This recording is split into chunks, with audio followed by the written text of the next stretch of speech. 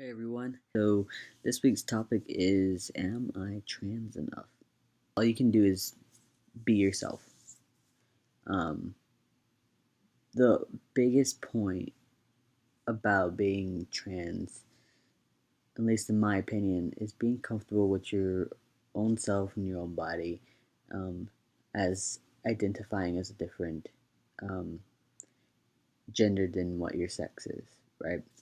So how are we, or where do people get the idea that we can impose who is trans enough? I mean, if they know they're trans, but they have to live up to this criteria that everyone else has for them. They have to do the X, Y, and Z to be truly trans. Then they're not going to be comfortable.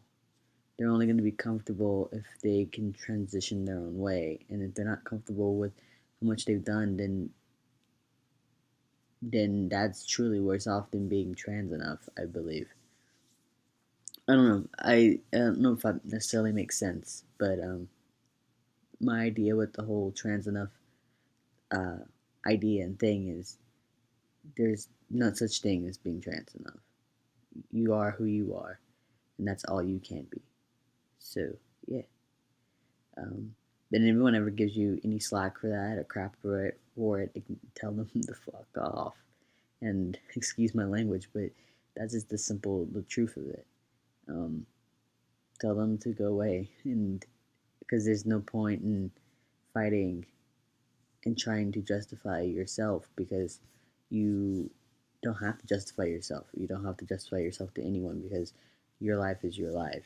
And yeah, but yeah, like I said, there's no set way to transition. Now we talked about this before, or at least I have, and you can have top surgery and not have bottom surgery. You can have bottom surgery and not have top surgery. You can not get on hormones or get on hormones, not get on hormones or be on hormones. Like there's no set criteria to say, well, you're only trans if you do X, Y, and Z, and um, or you want to do X, Y, and Z, and whatever else stops you. But anyways, that's just really what I have to say on the topic. There's bottom line is there's no such thing as being trans enough. Me personally, I have issues with my own masculinity, because I feel it's weird about the whole thing that how I'm no longer on hormones because of health and financials.